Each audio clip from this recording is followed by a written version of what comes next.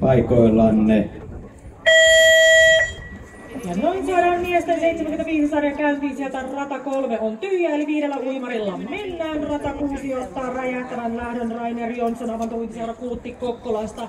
Pienoisessa johdossa radalta 1 tullaan myös hyvää vauhtia, niin kuin radalta 4. Niin, sitä samaa, se on paha. Puolen metrin johtoradalla 6, mutta sieltä 1 ja 4 tullaan kovaa perässä.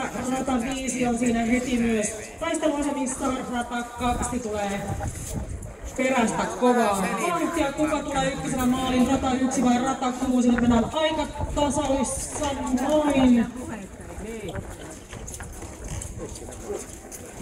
Toivo Pajunen, Muuramen Mursut, aika 38.46. Kakkosena Rainer Jonsson, avantouintiseura Kuutti Kokkolasta 39 sekuntia 5. Saa Kauno Kuputti Kaurikin talvi uimarit 39 sekuntia 5.